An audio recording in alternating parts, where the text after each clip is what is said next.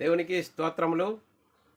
లైవ్లో యూట్యూబ్లో వీక్షిస్తున్న సహోదరి సహోదరులకు క్రీస్తునామంలో వందనములు.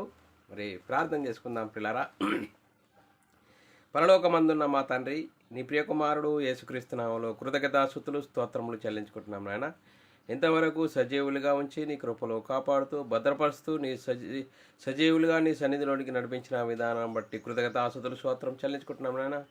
మరోసారి నీ సన్నిధిలోనికి వచ్చి నీ వాక్యాన్ని నేర్చుకోవడానికి మరి నీ కృప చూపమని మరి చెప్తుండగా నాకును వింటున్న సహోదరి సహోదరులకు వాక్యం అలా ఉన్నదా లేదా, మేమందరము వాక్యంకు లోబడి వాక్యానుసారంగా జీవించి నీకు మహిమ తెచ్చేవారంగా ఘనత తెచ్చేవారంగా ఉండే ధన్యత భాగ్యం మా అందరికీ అనుగ్రహించమని యేసుక్రీస్తునామములో ప్రార్థనకి వేడుకుంటున్నాం తండ్రి, ఆమెన్. సహోదరి సహోదరులందరూ ఎలా ఉన్నారు? మరి సంతోషంగా ఆనందంగా ఉన్నారా? మరి సంతోషంగా ఆనందంగా ఉండాలి. ఎందుకు సంతోషంగా ఆనందంగా ఉండాలి అంటే పిల్లరా, దేవుడు మనల్ని సజీవ లెక్కలో ఉంచుకొని ఆయన సన్నిధిలోనికి నడిపించుకోవడానికి, ఆయనను ఆరాధించుకోవడానికి, ఆయన కొనియాడడానికి, ఆయన వాక్యాన్ని నేర్చుకోవడానికి ఇచ్చిన గొప్ప ధన్యత భాగ్యమును బట్టి దేవునికి కృతజ్ఞతాస్తుతులు స్తోత్రములు చెల్లించబద్దులమై ఉన్నాము.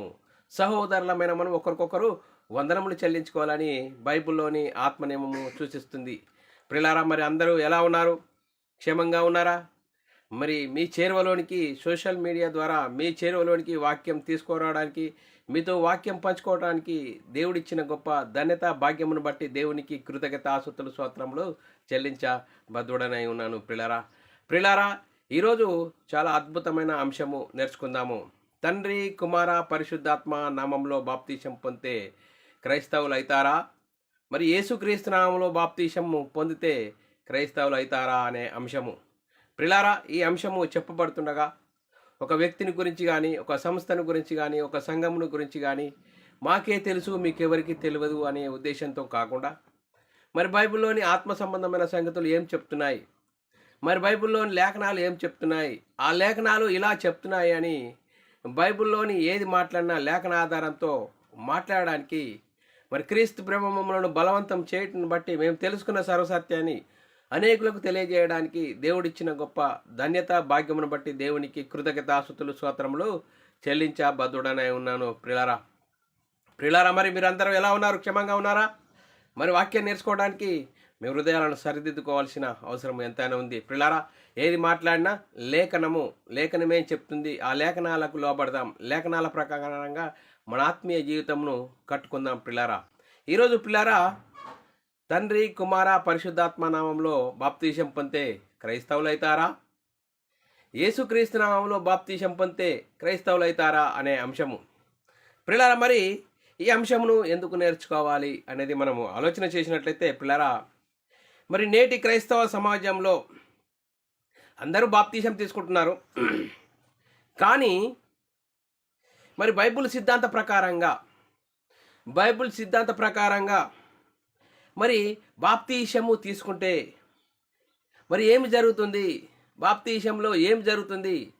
బాప్తీసం పొందడం ద్వారా పాపక్షమాపణ, నిత్య జీవము, పరలోక ప్రాప్తి అనేది మరి జరుగుతుంది అని తెలుసుకొని మరి బైబిల్ సిద్ధాంత ప్రకారంగా బాప్తీసం తీసుకుంటే మరి ఏ సమస్య ఉండదు. మరి బైబిల్ సిద్ధాంత ప్రకారంగా కాకుండా బైబిల్లోనే ఉన్న సంగతులను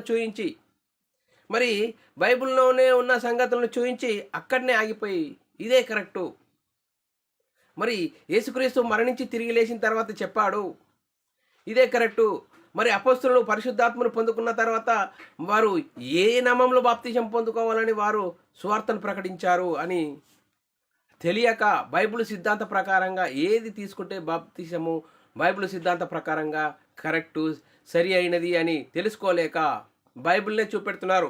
బైబిల్నే చూపెట్టి మత్తయి సువార్త 28వ అధ్యాయము 19వ వచనంలో మరి యేసుక్రీస్తు మరణించి తిరిగి లేచిన తర్వాత చెప్పాడు అని చెప్తూ తండ్రి యొక్కయు కుమారుని యొక్కయు పరిశుద్ధాత్మ యొక్కయు నామంలో బాప్తీసం పొందుతూ అని చెప్పాడు, అదే కరెక్టు అంటున్నారు.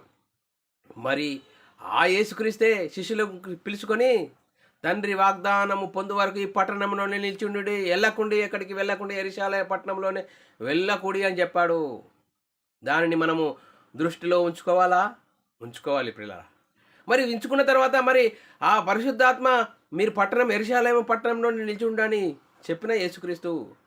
మరి యేసుక్రీస్తు మరణించి తిరిగి పరలోకానికి వెళ్ళి పరలోకంలో పరిశుద్ధాత్మ పంపించి పరిశుద్ధాత్మను పొందుకున్న 12 మంది ఏ ఏ ఏ నామంలో బాప్తిసం పొందాలని చెప్పారు, ఏ నామంలో వారికి సంఘానికి ఆజ్ఞ ఇవ్వబడ్డది అనేది పరిగణలోకి తీసుకోవాలి. పరిగణలోకి తీసుకొని బైబిల్ సిద్ధాంత ప్రకారంగా పరిశుద్ధాత్మని బోధలో ఏ బాప్తిసం తీసుకుంటే సరి అయినది అని తెలుసుకొని మన ఆత్మీయ జీవితం కట్టుకోవాలి. పిల్లరా అలా కట్టుకున్నప్పుడు మన మనోనేత్రాలు వెలిగింపబడతాయి. మనోనేత్రాలు ఎప్పుడు వెలిగింపబడతాయి? యేసుక్రీస్తు నామంలో బాప్తిసం పొందితే మరి పరిశుద్ధాత్మను వరము పొందుతారు. ఏ వరము పొందడం వల్ల ఏంది? ఆదామవ్వలు పోగొట్టుకున్న దేవుని కుమారత్వం పొందుకుంటాము. అప్పుడు క్రీస్తు మహిమను ధరించుకుంటాము. ఆ క్రీస్తు మహిమను ధరించుకోవడం ద్వారా ఏం జరుగుతుంది? బైబిల్లోని ఆత్మ సంబంధమైన సంగతులు సరిచేసుకొని మన ఆత్మీయత స్థితిని సరిదిద్దుకుంటాం. అప్పుడు భయంతో వణుకుతో మరి ముందుకు సాగుతాం. పిల్లరా ఇదే విధంగా మనము చెప్పడమే కాకుండా లేఖన ఆధారంతో మనము లేఖనాల్లో చూసుకుందాం, మన ఆత్మీయ స్థితిని సరిదిద్దుకుందాం. పిల్లారా మరి ఈ అంశము మరి ఎవరిని ఉద్దేశించి చెప్పడం కాదు, లేఖనాలు చూపిస్తున్న పిల్లారా. ఆ లేఖనాలకు అనుగుణంగా మన ఆత్మీయ స్థితి సరిగా ఉండాలి, కానీ మనం అక్కడనే ఆగిపోయి ఇదే కరెక్ట్ అని మనము అనుకోవడం కాదు. బైబిల్ ఏం చెప్తుంది? ఒక దగ్గరనే ఆగిపోకుండా బైబిల్ సిద్ధాంత ప్రకారంగా ఇది తర్వాతే మనం చెప్పారా, పరిశుద్ధాత్మని బోధ ఏం చెప్తున్నది, పరిశుద్ధాత్మ బోధ ప్రకారంగా మన ఆత్మస్థితి ఉన్నదా లేదా అనేది మనని మనము వాక్యంతో సరిచేసుకోవాలి. వాక్యంకు లోబడాలి, వాక్యంకు భయపడాలి. వాక్యానుసారంగా జీవించినప్పుడు మన ఆత్మీయత స్థితి వాక్యానుసారంగా ముందుకు సాగడానికి ప్రయత్నం చేస్తాం. పిల్లరా మరి లేఖనాలు చూసుకుందాము. యేసుక్రీస్తు మరణించి తిరిగి లేచిన తర్వాత ఏమని చెప్పాడు? ఏమని చెప్పాడు అనేది మనం ఆలోచన చేసినట్లయితే మత్తయి సువార్త 28వ అధ్యాయము 18-19 వచనంలో మనం చదువుకున్నట్లయితే చాలా చక్కగా అర్థమవుతుంది.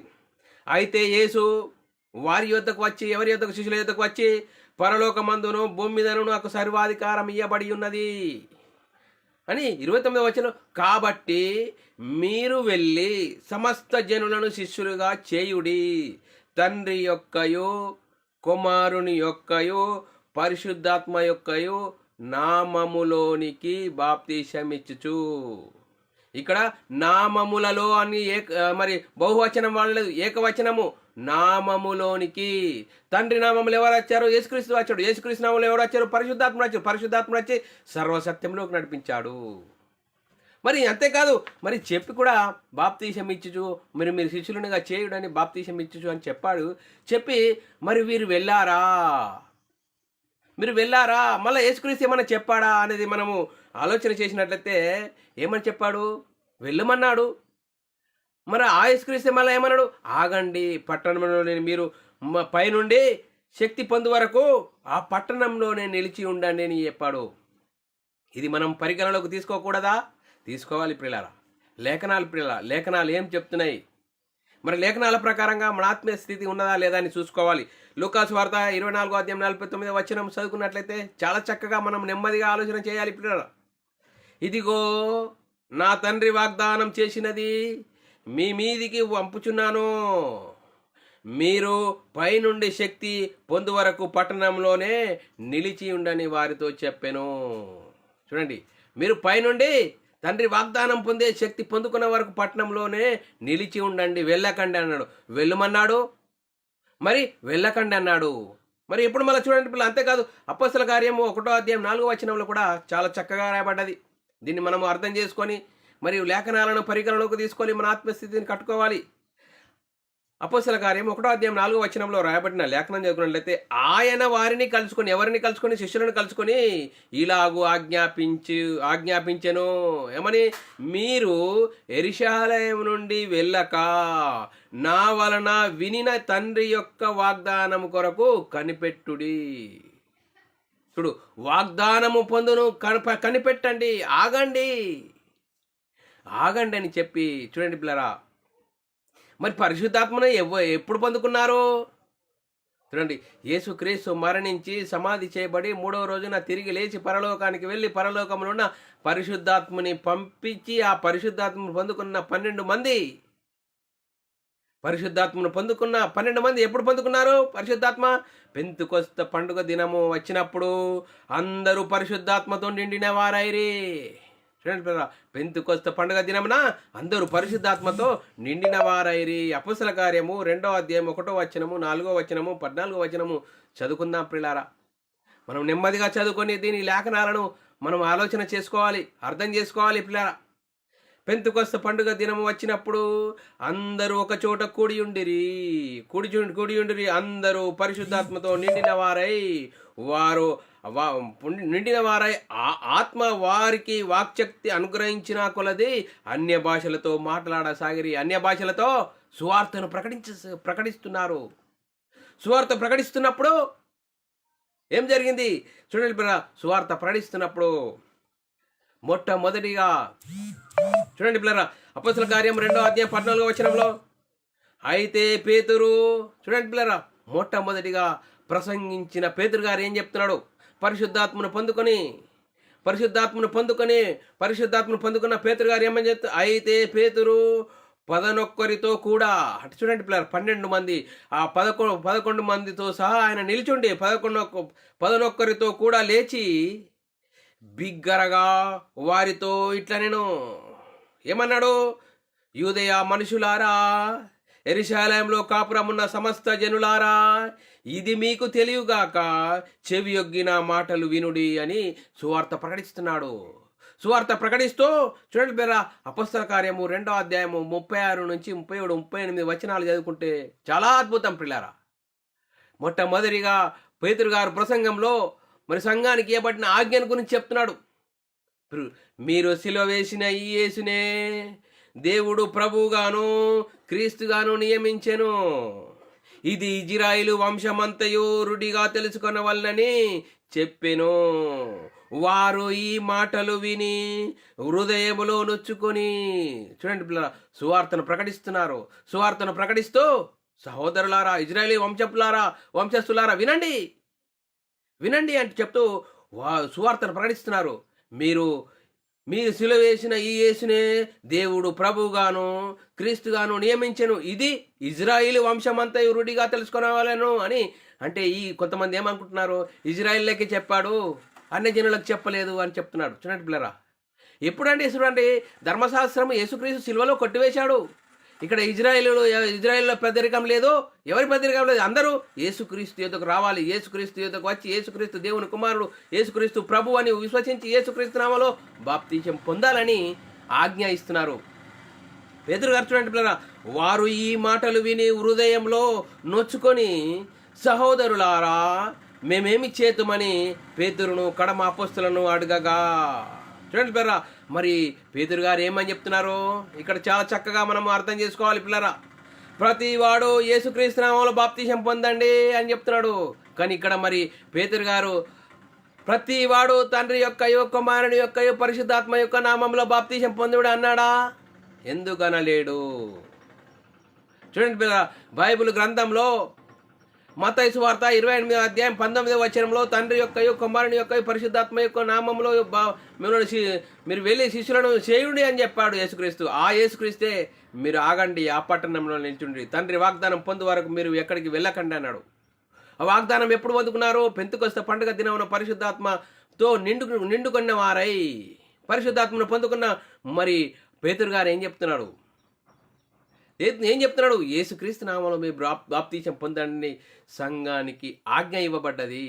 మరి పేతురు గారు ఇక్కడ మరి అనాలి కదా, తండ్రి యొక్కయు కుమారుని యొక్కయు పరిశుద్ధాత్మ యొక్క నామంలో బాప్తిసం పొందండి, అప్పుడు మీరు క్రైస్తవులు అవుతారా అన్నాడా? లేఖనాలు ఆలోచించాలి పిల్లరా. దయచేసి మీ మనసులను కఠినం చేసుకోకండి. లేఖనాల వైపు మీ మనసు తిప్పండి. లేఖనాల వైపు మీ మనసు తిప్పండి. లేఖనాలు ఏం చెప్తున్నాయి? ఆయన అలా చెప్తాడండి అని మీ మనసు దయచేసి కఠినం చేసుకోకండి. లేఖనాలు ఏం చెప్తున్నాయి? మొట్టమొదటిగా పరిశుద్ధాత్మను పొందుకున్న అపొస్తలుల్లో మొట్టమొదటిగా మరి పేతురు గారు ప్రసంగం చేస్తున్న ఆ పేతురు గారు ద్వారా సంఘానికి ఇవ్వబడిన ఆజ్ఞ ఏంటి అనేది మనం చదువుకున్నట్లయితే అపొస్తలుల కార్యం 2వ అధ్యాయం 38-39 వచనము, పేతురు మీరు మారు మనసు పొంది పాపక్షమాపణ నిమిత్తము ప్రతి వాడు యేసుక్రీస్తు నామంలో బాప్తిసం పొందుడి, అప్పుడు మీరు పరిశుద్ధాత్మను వరము పొందుదురు. పరిశుద్ధాత్మను వరము పొందుదురు. ఆ వరం ఏంటి? ఆదామవ్వలు పోగొట్టుకున్న దేవుని కుమారత్వము. దేవుని కుమారత్వాన్ని ఎప్పుడు పొందుకుంటాము? యేసుక్రీస్తు నామంలో బాప్తిసం పొందుకుంటామని లేఖనాలు చాలా చక్కగా చెప్తున్నాయి. ఇంకంతేకాదు, ఈ వాగ్దానము 39 వచనము, ఈ వాగ్దానమును మీకును మీ పిల్లలకును దూరస్తులందరికీ అనగా ప్రభువు అయిన మన దేవుడు తన యొద్దకు పిలిచిన వారందరికీ చెందునని వారితో చెప్పెను. చూడండి పిల్లల, ఎంత చక్కగా లేఖనాలు చెప్తున్నా ఆ లేఖనాలను అర్థం చేసుకునడంలో మరి నేటి క్రైస్తవ సమాజం విఫలమైపోయిందని చెప్పాలి. లేఖనాలు ఏం చెప్తున్నాయి? అక్కడనే ఆగిపోయాయి. ఇదే కరెక్టు, నేను పట్టుకున్న కుందేలకు 3 కాళ్ళని అక్కడనే ఆగిపోయారు. మరి పరిశుద్ధాత్మని బోధలో ఏం చెప్తున్నది? పరిశుద్ధాత్మని బోధ సిద్ధాంతం ఏం చెప్తున్నది? ఆలోచన చేసుకోకూడదా? లేఖనాలను బట్టి ఆలోచన చేసుకోవాలి. చూడండి పిల్లరా, లేఖనాలు ఇంకా అపొస్తలుడైన పౌలు గారు ఏం చెప్తున్నాడు? రోమా సంఘంలో చెప్తున్నాడు పిల్లరా, రోమా సంఘంలో చెప్తున్నాడు, క్రీస్తు యేసులోనికి బాప్తీసం పొందిన మనమందరము ఆయన మరణంలోకి బాప్తీసం పొందితేమని మీరు ఎరగారా అని పౌలు గారు రోమా సంఘంతో చెప్తున్నాడు. మరి పౌలు గారికి కూడా మరి తండ్రి యొక్క కుమారుని యొక్క పరిశుద్ధాత్మ యొక్క నామంలో బాప్తీసం పొందితే మీరు క్రీస్తు మరణంలో బాప్తీసం పొందితేనని మీరు ఎరగారా అని అనలేదు ఎందుకు? పౌలు గారికి తెలియదా? చూడండి పిల్ల, మరి మీరు అనుకుంటున్నది ఏంటి? మరి యేసుక్రీస్తు మరణించి తిరిగి లేచిన తర్వాత చెప్పాడు ఇదే కరెక్ట్ అంటున్నారా? మరి పరిశుద్ధాత్మని బోధ ఎవరు చెప్పారు? పరిశుద్ధాత్మని బోధ మరి యేసుక్రీస్తు ఏం చెప్పాడు? నా పరిశుద్ధాత్మను పంపుచున్నాను, ఆయన నా వాటిలోనే చెప్పును కానీ ఆయన అంతటా ఆయన ఏమి చెప్పడు. పరిశుద్ధాత్మని బోధ యేసుక్రీస్తు చెప్పిన బోధ కాదా? అర్థం చేసుకోవాలి పిల్లరా. ఇంకా మరి పౌలు గారు ఏమని చెప్తున్నాడు? క్రీస్తు యేసులోనికి బాప్తీసం పొందిన మనమందరము ఆయన మరణంలోనికి బాప్తీసం పొందితమని మీరు ఎరగరా? మీకు తెలియదా అని పౌలు గారు రోమా సంఘంతో చెప్తున్నాడు. చూడండి పిల్లలు, లేఖనాలు చదువుకుందాం. రోమీలకు రాసిన పత్రిక 6వ అధ్యాయము 3, 4, 5, 6 వచనాలు చదువుకుంటే చాలా అద్భుతంగా ఉన్నది పిల్లరా. క్రీస్తు యేసులోనికి బాప్తీసం పొందిన మనమందరము ఆయన మరణంలోనికి బాప్తీసం పొందితమని మీరు ఎరగారా అని. కాబట్టి తండ్రి మహిమ వలన క్రీస్తు మృతులలో నుండి ఎలాగూ లేపబడెనో అలాగే మనమును నూతన జీవం పొందిన వారమై నడుచుకున్నట్లు మనము బాప్తీసము వలన మరణంలో పాలు పొందుటకై ఆయనతో కూడా పాతిపెట్టబడితిమి అంటూ చూడండి 6వ వచనము 5వ వచనము, మరియు ఆయన మరణం యొక్క సాదృశ్యమందు ఆయనతో ఐక్యం గలవారమైన ఎడల ఆయన పునర్ధానం యొక్క సాదృశ్యమందును ఆయనతో ఐక్యం గలవారమై ఉందుము. ఆయనతో ఐక్యం గలవారమై ఉందమో. యేసుక్రీస్తు నామంలో బాప్తిసం పొందే ఆయన మరణంలో మరి చూడండి, ఆయన మరణంలో ఐక్యం గలవారమై ఉందును. ఆయన మరణం యొక్క సాదృశ్యమందు ఆయనతో ఐక్యం గలవారమై ఉందము. ఇక్కడ మరి పౌలు గారు తండ్రి యొక్క కుమారుని యొక్క పరిశుద్ధాత్మ యొక్క నామంలో బాప్తిసం పొంది ఆయన మరణంలో సాదృశ్యమందు ఐక్యం గలవారమై ఉందుమన్నాడా? యేసుక్రీస్తు నామంలో బాప్తిసం పొంది ఆయనతో ఐక్యం గలవారమై ఉందుమన్నాడా? ఆలోచన చేయాలి పిల్లరా. దయచేసి మీ మనసులను కఠినం చేసుకోకండి. లేఖనాలు చూడండి, నేను లేఖనాలు చెప్తున్నాను. లేఖనాలు ఏం చెప్తున్నాయి? అందుకోసమే పిల్లారా, గలతీయుల రాసిన పత్రికలో కూడా రాయబడ్డది ఉన్నది. గలతీయుల రాసిన పత్రిక, క్రీస్తును ఎప్పుడు ధరించుకుంటామండి? తండ్రి యొక్క కుమారుని యొక్క పరిశుద్ధాత్మ యొక్క నామంలో బాప్తిసం పొందితే మన క్రీస్తును ధరించుకుంటామా? మరి యేసుక్రీస్తు నామంలో బాప్తిసం పొందుకుంటే మరి క్రీస్తును ధరించుకుంటామని లేఖనాలు చెప్తున్నాయా? లేఖనాలు చదువుకుందాం పిల్లారా.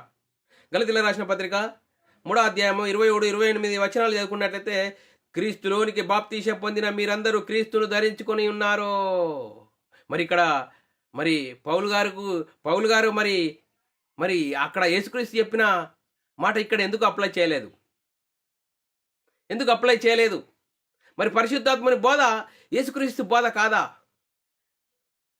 తండ్రి చూడండి పిల్ల, యేసుక్రీస్తు మరి తండ్రి నామంలో యేసుక్రీస్తు వచ్చాడు, యేసుక్రీస్తు నామంలో పరిశుద్ధాత్ముడు వచ్చాడు. పరిశుద్ధాత్ముడు వచ్చి తనంతటా తనేమీ చెప్పలేదు. చూడండి, సర్వసత్యంలోకి నడిపించాడు. సర్వసత్యములకు నడిపించి ప్రతి వాడు యేసుక్రీస్తు నామములో బాప్తిసం పొందాడు, అప్పుడు క్రీస్తు మహిమను ధరించుకుంటారు అని లేఖనాలు చెప్తున్నాయి. చూడండి పిల్లరా, మరి మనం ఆలోచన చేద్దాం, లేఖనాలు చూద్దాం. మరి చూడండి పిల్లరా, గల్తీయులకు రాసిన పత్రిక 3వ అధ్యాయం 27-28 వచనాలు మరొకసారి చదువుకుంటే, క్రీస్తులోనికి బాప్తిసం పొందిన మీరందరూ క్రీస్తును ధరించుకొని ఉన్నారు. ఇందులో ఇక్కడ చాలా చక్కగా రాయబడ్డది చూడండి. ఇందులో యూదుడని యూదుడని ఎందుకన్నాడండి? యూదులకు ఒకప్పుడు ధర్మశాస్త్రం ఉన్నప్పుడు వారికి వాగ్దానాలు ఇవ్వబడ్డది. ఎప్పుడు ధర్మశాస్త్రం కొట్టివేయబడ్డది కాబట్టి వారికి మరి ఏ అర్హత లేదు, అందరూ అన్ని జనులు అయిపోయారు. ఇందులో యూదుడని, ఇంకా నేను పెద్దోడని కాదు, ఇక్కడ యూదుడని గ్రీక్ దేశస్థుడని తేడా లేదు. చూడండి, లేదు దాసుడని స్వతంత్రుడని లేదు, పురుషుడని స్త్రీ అని లేదు. యేసుక్రీస్తునందు మీరందరూ ఏకముగా ఉన్నారు. యేసుక్రీస్తునందు మీరందరూ ఏకంగా ఉన్నారు. ఇక్కడ మరి తండ్రి యొక్క కుమారుని యొక్క పరిశుద్ధాత్మ యొక్క నామంలో ఏకంగా ఉన్నారన్నాడా? యేసుక్రీస్తునందు మీరందరూ ఏకంగా ఉన్నారన్నాడా? ఆలోచన చేయండి పిల్లరా, దయచేసి లేఖనాలను ఆలోచన చేయండి. చూడండి పిల్లరా, అంతేకాదు మరి బాప్తీసం ఇచ్చుచు అన్నారు. ఎక్కడ యేసుక్రీస్తు నామములో బాప్తీసం పొందారని కొంతమందికి సందేహం ఉండొచ్చు. చూడండి పిల్లరా, మరి లేఖనాలు చదువుకుందాం. అపోస్తల కార్యము 19వ అధ్యాయం 5వ వచనంలో మరి యేసుక్రీస్తు నామములో బాప్తీసం పొందిరి అన్నాడు. చూడండి పిల్లరా, వారు ఈ మాటలు విని, సువార్తను విని ప్రభు అయిన యేసు నామమున బాప్తీసం పొందిరి. చూడండి పిల్లరా, ఎంత స్పష్టంగా లేఖనాలు ఘోషిస్తున్నాయి. యేసుక్రీస్తు నామంలో బాప్తీసం పొందిరి. ఇక్కడ మరి తండ్రి యొక్క కుమారుని యొక్క పరిశుద్ధాత్మ యొక్క నామంలో బాప్తీసం పొందిరి అని ఉన్నదా? యేసుక్రీస్తు నామంలో బాప్తీసం పొందిరి. చూడండి పిల్లరా, ఆ సువార్తను విన్నవారు, సువార్తను అంగీకరించిన వారు, చూడండి పిల్లరా, ఇంచుమించు 3,000 మంది, ఇంచుమించు 5,000 మంది సువార్తను విని యేసుక్రీస్తు నామంలో బాప్తీసం పొంది మరి చేర్చబడ్డారు, సంఘంలో చేర్చబడ్డారు. మరి లేఖనాలు ఆలోచన చేయండి పిల్లరా, దయచేసి మీ మనసులను కఠినం చేసుకోకండి. లేఖనాలను చూడండి, లేఖనాలు ఏం చెప్తున్నాయి, లేఖనాల ప్రకారంగా మన ఆత్మీయ స్థితి ఉన్నదా లేదా అని లేఖనాల ప్రకారంగా మన ఆత్మీయ స్థితిని కట్టుకోవాలి తప్ప మరి ఎక్కడో ఆగిపోయి అదే కరెక్ట్ అని మనం అనుకోవడం కాదు. వాక్యం కొంచెం ఇచ్చట కొంచెం అచ్చట మీకు వచ్చును. బైబిల్ అంతా ఒక్క దగ్గరనే ఉండదు. పరిశుద్ధాత్మని బోధలో ఏం చెప్తుంది? పరిశుద్ధాత్మని బోధ సిద్ధాంత ప్రకారంగా బాప్తీసం ఏది తీసుకుంటే క్రైస్తవులం అవుతామో, తండ్రి కుమార పరిశుద్ధాత్మ నామంలో బాప్తీసం పొందే క్రైస్తవులు అవుతామా? యేసుక్రీస్తు నామంలో బాప్తీసం పొందే క్రైస్తవులు అవుతామా? ఆలోచన చేయండి పిల్లరా, వాక్యం ఆలోచన చేయండి. చూడండి పిల్లరా, మరి అపోస్తల కార్యము 19వ అధ్యాయము 5వ వచనం చదువుకున్నట్లయితే, వారు ఈ మాటలు విని ప్రభు అయిన యేసు నామమున బాప్తీసం పొందిరి. అంతేకాదు అపోస్తల కార్యము 2వ అధ్యాయం 41, 42 వచనాలు చదువుకున్నట్లయితే ఎంతమంది వాక్యాన్ని విని బాప్తీసం పొందారు ప్రారంభంలో. కాబట్టి అతని వాక్యం అంగీకరించి బాప్తీసం పొందిరి. ఆ దినమందు ఇంచుమించు 3,000 మంది ఆయిరి. చూడండి పిల్ల, సువార్తను విన్నారు, సువార్త ప్రకారం కనబడ్డారు. ఎంతమంది? 3,000 మంది. అంతేకాదు మరి 2వ అధ్యాయము 42వ వచనము, వీరు అపొస్తల బోధ యందును సావాసమందు నోట విడిచిన యందును ఎడతెగక ఉండిరి. చూడండి పిల్లరా, వాక్యాన్ని విన్నవారు 3,000 మంది, 5,000 మంది చేర్చబడ్డవారు ఎవరు? యేసుక్రీస్తు నామములో బాప్తీసం పొందినవారు, యేసుక్రీస్తు నామములో బాప్తీసం పొంది క్రీస్తు మహిమను ధరించుకున్నవారు సంఘంలో చేర్చబడ్డారు. సంఘంలో చేర్చబడిన వారి పరిస్థితి ఏ విధంగా ఉంటుంది? వీరు అపొస్తల బోధ యందును సావాసమందును రొట్టె విరుచుట యందు ఎడతెగక ప్రార్థన యందు ఎడతెగక ఉండిరి. చూడండి పిల్లరా, బాప్తీసం పొందుకున్న తర్వాత మనము వాక్యంతో అంటుకట్టబడాలి. పరిశుద్ధాత్మని బోధ ఏం చెప్తుంది? పరిశుద్ధాత్మని బోధ ప్రకారంగా మన ఆత్మీయ స్థితి ఉన్నదా లేదా అని దినదినము వాక్యంతో కట్టబడాలి. వాక్యంతో మన ఆత్మీయ స్థితిని సరిదిద్దుకోవాలి. ఇంకంతేకాదు చూడండి పిల్లరా, ప్రారంభంలో మరి అపొస్తలులు సువార్తను ప్రకటిస్తే ఏ నామంలో రక్షణ లేదు, ఈ నామంలో రక్షణ ఉన్నదా అని చెప్పారు. చూడండి పిల్లరా, ఆ రోజు మరి పెద్దలు మీరు యేసునామం గురించి ప్రకటించకూడదు, దేనినైనా ప్రకటించండి కానీ యేసునామం గురించి ప్రకటించకూడదు అంటే మేము కన్న వాటిని విన్న వాటిని చెప్పకుండా ఉండలేము. ఈ నామమునే రక్షణ అని చెప్తున్నారు. అపోస్తల కార్యము 4వ అధ్యాయం 12వ వచనంలో చూడండి పిల్లరా, మరి ఎవని వలన రక్షణ కలగదు. చూడండి, ఈ నామమునే మనము రక్షణ పొందవలను గాని ఆకాశం కింద మనుషులలో ఇయ్యబడిన మరి ఏ నామమున రక్షణ పొందలేమని చెప్పారు. చూడండి పిల్లరా, యేసుక్రీస్తు నామములోని రక్షణ బాప్తీసం పొందేనే క్రైస్తవులు అవుతాము. తండ్రి యొక్క కుమారుని యొక్క పరిశుద్ధాత్మ యొక్క నామంలో బాప్తిసం పొందే క్రైస్తవులు అవుతామా? లేఖనాలు చెప్తున్నాయి పిల్లరా. అక్కడ యేసుక్రీస్తు మరణించి తిరిగి లేచిన తర్వాత చెప్పాడు, ఆ యేసుక్రీస్తే మీరు పట్టణంలోనే నిలిచి ఉండండి, తండ్రి వాగ్దానం పొందు వరకు మీరు పట్టణంలో నిలిచి ఉండండి. ఎప్పుడు మరి తండ్రి వాగ్దానం పొందుకున్నారు? పెంతెకొస్తు పండుగ దినం వచ్చినప్పుడు అందరూ పరిశుద్ధాత్మ పొందుకున్నారు. పరిశుద్ధాత్మను పొందుకొని మొట్టమొదటిగా పేతురు గారు ప్రసంగిస్తున్నారు, మీరు ఈ సిలువ వేసిన ఈ యేసునే దేవుడు ప్రభుగాను క్రీస్తుగాను నియమించను, దీనికి మేమందరం సాక్షులమని చెప్తున్నారు అని సువార్తను ప్రకటిస్తే వారి హృదయాలు పొడవబడ్డాయి. వారి హృదయాలు పొడవబడ్డప్పుడు సహోదరులారా మేమేం చేద్దాము అంటే, ప్రతివాడు మారు మనసు పొంది పాప క్షమాపణ నిమిత్తం ప్రతివాడు యేసుక్రీస్తు నామంలో బాప్తిసం పొందండి అని సంఘానికి ఆజ్ఞ. మరి సంఘానికి ఇవ్వబడిన ఆజ్ఞను మనము అనుసరించాలా, అతిక్రమించాలా? చూడండి పిల్లలు, అనుసరించి జీవించినప్పుడు, అనుసరించి అలా మనం ప్రవర్తించినప్పుడు, అలాగా యేసుక్రీస్తు నామంలో బాప్తిసం పొందినప్పుడు క్రీస్తు మహిమను ధరించుకుంటాము. క్రీస్తు మహిమను ధరించుకుంటాము. చూడండి, ఇప్పుడు యేసుక్రీస్తు నామంలో బాప్తిసం పొందితే పాప క్షమాపణ, నిత్య జీవము, పరలోక ప్రాప్తి, దేవుని ఇంటి వారము, పరలోక వారసులము. దేవుని చూడండి, ఇంత గొప్ప మహిమను మనకు అర్థం కాకుండా చూడండి పిల్ల, సాతాను తానే వెలుగుదూత వేషం ధరించుకొని సంఘంలో చొరబడి ఏం చేసినాడు? అక్కడనే యేసుక్రీస్తు చెప్పాడండి, తండ్రి యొక్క కుమారుని యొక్క పరిశుద్ధాత్మ యొక్క నామంలో బాప్తిసం ఇచ్చుచు అని చెప్పాడండి. ఇదే కరెక్ట్ అండి అని అక్కడనే సాతాను వాడి నీతి పరిచారకుల వేషం ధరింపజేసుకొని సంఘంలో డంపు చేసి ఇప్పటి వరకు తండ్రి యొక్క కుమారుని యొక్క పరిశుద్ధాత్మ యొక్క నామంలో బాప్తిసం ఇచ్చుచు అని తీసుకునేవారు తీసుకుంటున్నారు, ఇచ్చేవారు ఇస్తున్నారు, సంఘాన్ని నడిపిస్తున్నారు, సంఘాలు వాక్య పరిచర్య చేస్తున్నారు. ఇది కరెక్టేనా? ఇది లేఖనానుసారమా?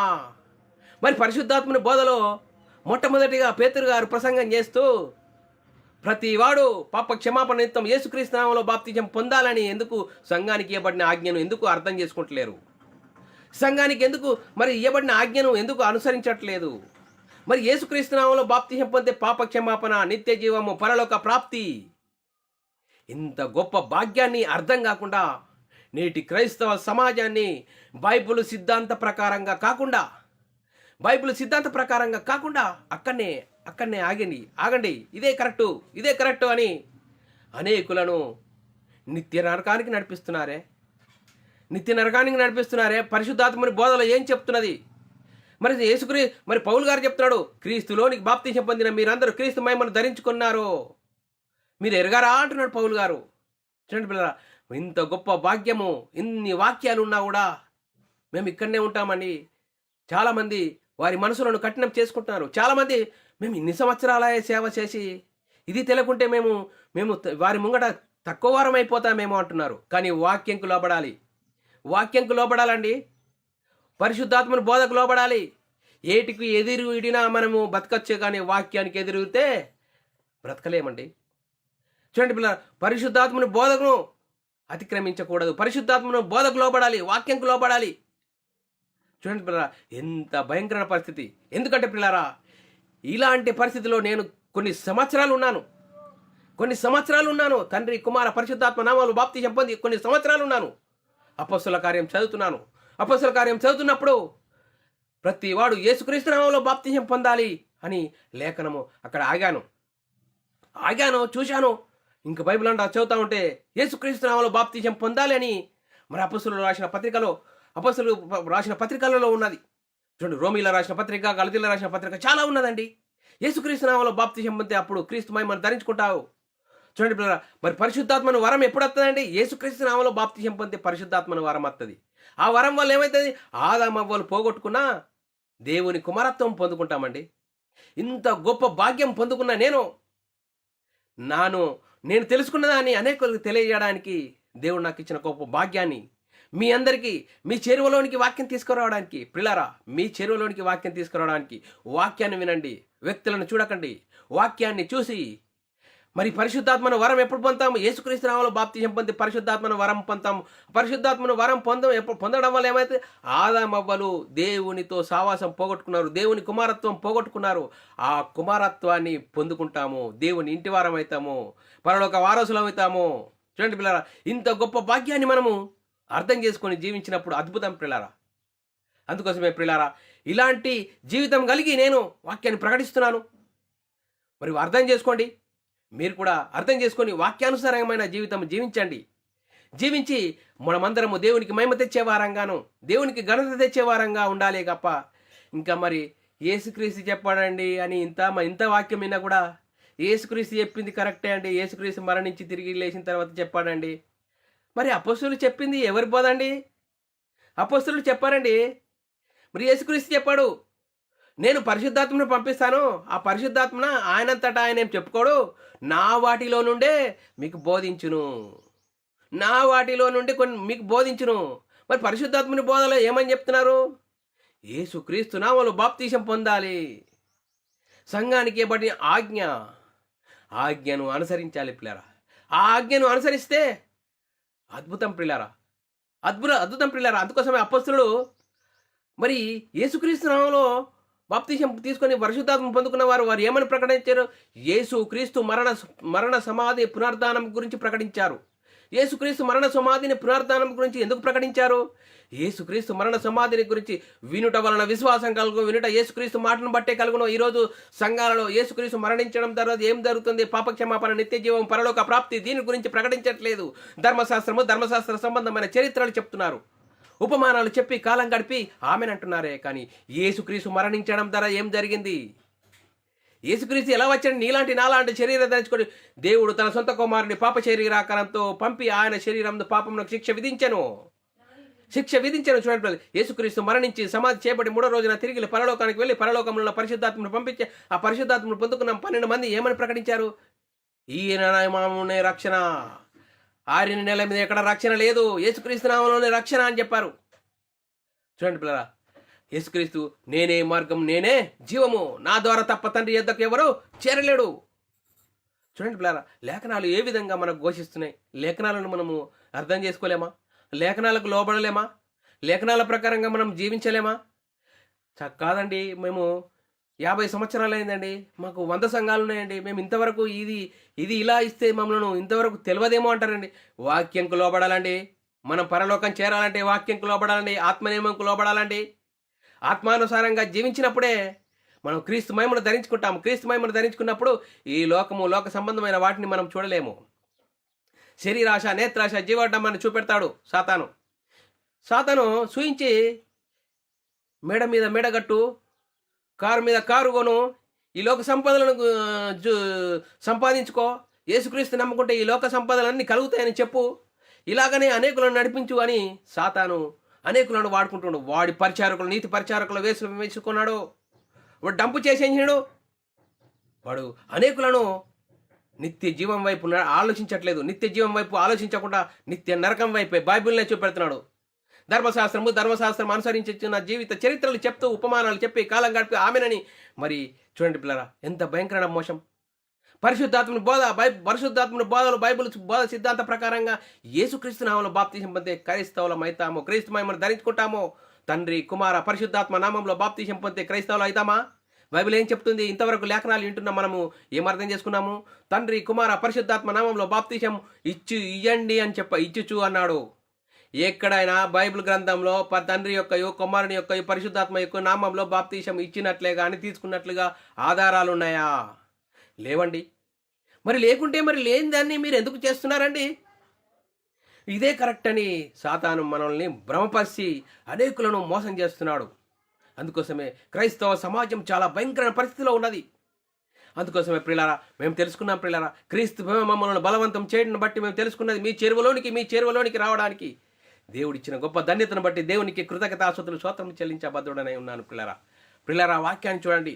వాక్యాన్ని చూసి వాక్యాన్ని అర్థం చేసుకొని వాక్యాన్ని మన బ్రతుకులు అనుసరించి అర్థం చేసుకొని జీవించి మనం క్రీస్తు మహిమను ధరించుకుంటే అప్పుడు యేసుక్రీస్తు మరణ సమాధిని గురించి సువార్తను ప్రకటిస్తాము.